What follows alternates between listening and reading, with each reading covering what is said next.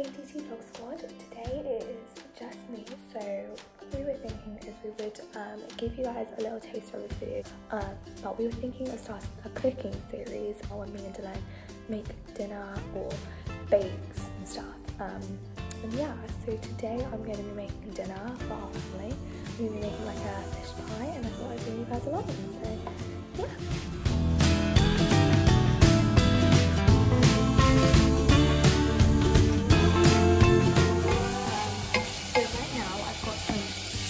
In the pan. I'm not sure if you can see that. So that's the first thing you need to do if you want to make this dish with us. And then I've got some frozen spinach chunks. Basically just like that. And I'm going to put them in there and then put a couple of pieces.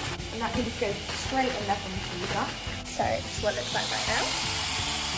Very nice.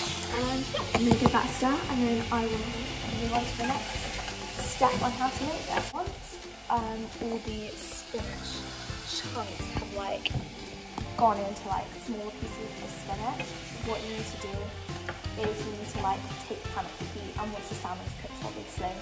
So the salmon and the spinach is all done cooking. So the next thing we need to do is we need to cut the sun-dried tomatoes and fettuccine cheese, but what I normally do first is I normally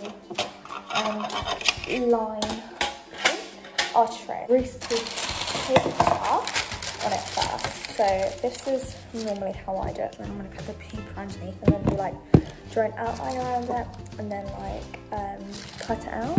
So yeah, I'm going to do that.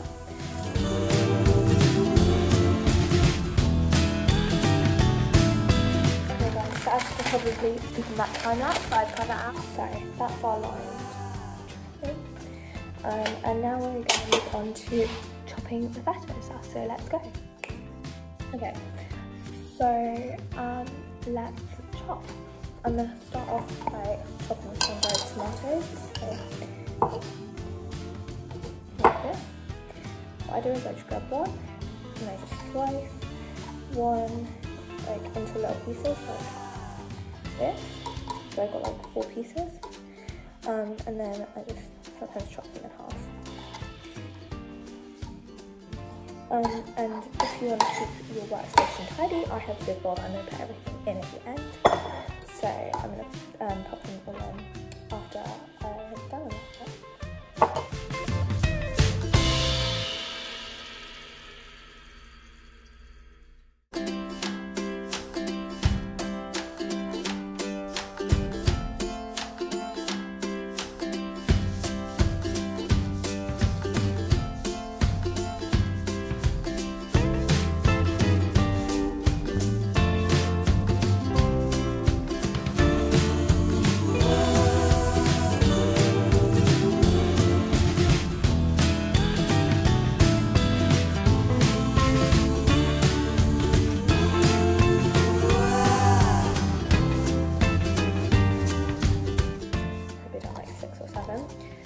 That's like how many I would normally suggest to do. As you can see, I've got like a nice pile. I'm going to do one more. I've got 2 more left in the jar because it was already open, so I'll do 2 more.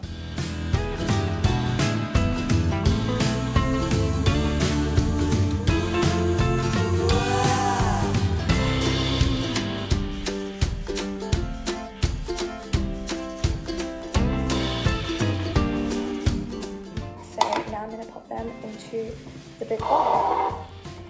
So let me just move it so you guys can actually see. And into the bowl they go. Just like that. So basically this bowl is just going to have everything for the pie mixture in. And then I'm just going to use it at the end. Okay, I'm going to need to wash my hands so I can open the feta cheese, but I'll come back when I'm putting the cheese.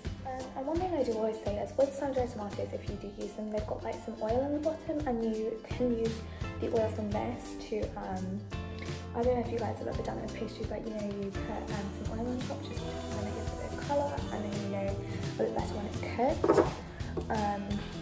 So we always use the leftover from the sun-dried tomatoes, but if you obviously don't use sun-dried tomatoes, normal olive oil or sunflower oil will work just fine. So I'm going to open the feta cheese, and so this is the feta cheese we're going to use.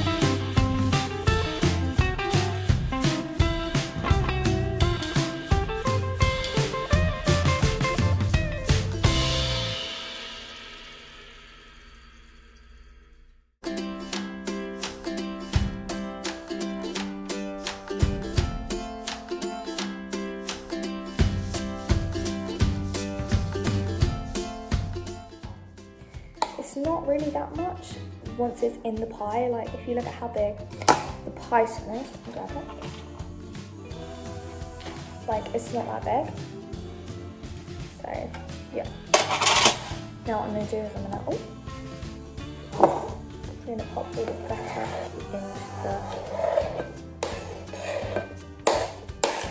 into there, like so. Next step, eggs. You need 2 eggs. Yeah, you crack them, you whisk them. That's like literally it. There you go, you guys can see my face now. So I'm just going to crack them straight into this bowl because then crack like so.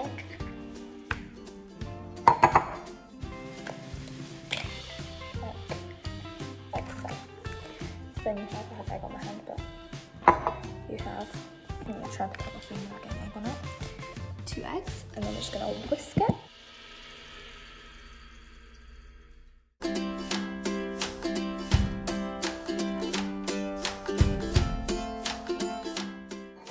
Then what we're going to do with the egg is we're going to pop it straight into there once it's all whisked.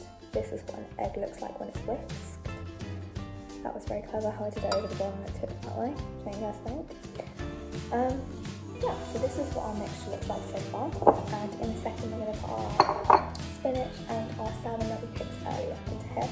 But make sure it is cold before you put it in, or at least like room temperature. It doesn't need to be like ice cold, but like it can't be like boiling hot, like it's just come off the stove, which is why we always do that step first. So yeah, I have just checked salmon and my spinach and it is all good. So I'm going to pop it straight in here. Like so, make sure you get all of it out of the pan.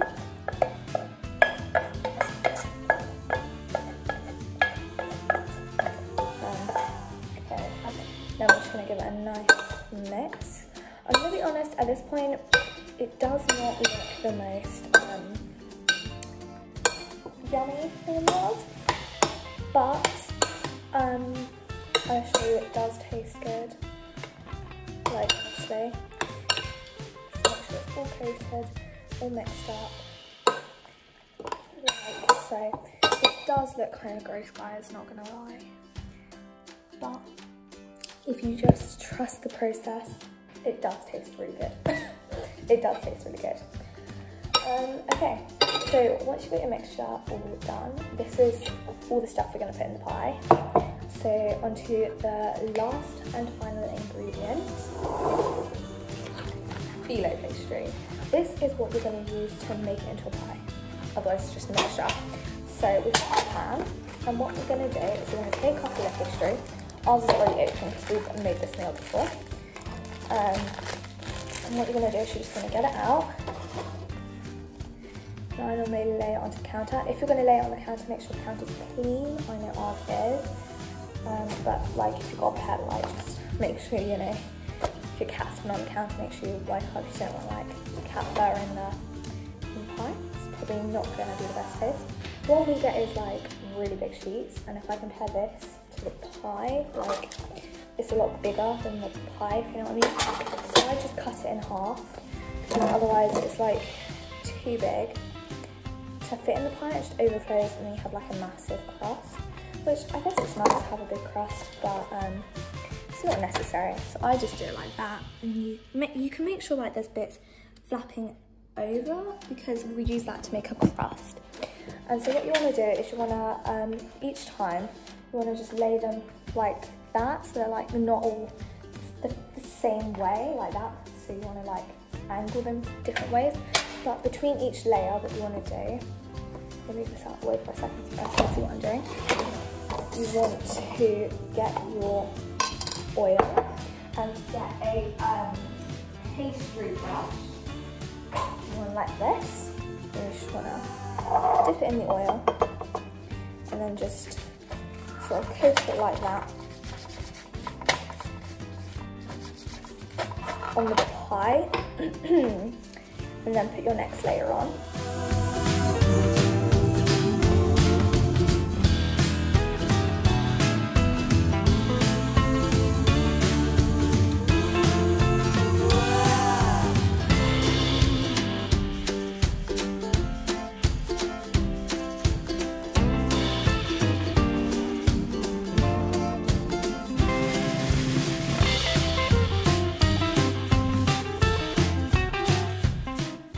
gets this layer, because I'm going to put the mixture on top, I don't need to oil it, if that makes sense. So not oil that layer, because like otherwise the mixture is going to taste a bit oily, you know what I mean? So I'm going to pop the mixture straight in, like so it's like a fat pile, like that. And then what we're going to do is we're just going to spread it down, like so. Spread it around. And so it fills pretty much the whole tray like that. Then what we're going to do is we're going to take a couple more sheets of phyllo pastry and just pop them on top, because otherwise all our mixture is going to get burnt. It's not. You want to make sure there's like an even amount in each corner as well. I haven't done that too well, but that's a bit better. So someone's going to get loads of mixture and someone's going to get like a mouthful of pastry.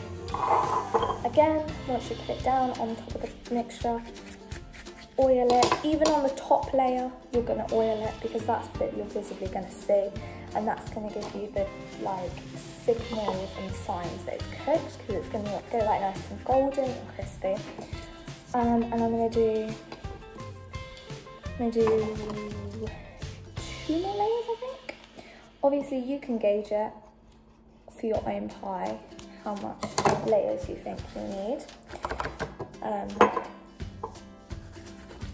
Yeah, I'll do 1 more layer. So I've got 4 layers on the bottom and 4 layers on the top. Sounds like a lot of pastry, but obviously it's not that much.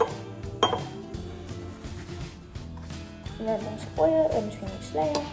Okay, once we've got as many layers as we want, we're just going to take the corners and we're just going to literally tuck them in, bits that overlap, so it gives us a nice crust. Obviously you can have them, you can cut them off or whatever if you don't want a crust. In my family we all like a crust, so I make sure to overlap them in different ways, so then they have a nice crust. If you don't want a crust, the easiest way to probably do it is put them like flat on top of each other, because then you can just trim around it and it'll be easier. But yeah, so this is what the pie looks like before it goes in the oven, and we normally do it with some vegetables and some potatoes, but yeah, that's basically it. Put it in the oven for about half an hour. Guys, so as you can see, I've just put the pie in at the top, and then I've got the potatoes down there. We will also do some veggies, but that's it.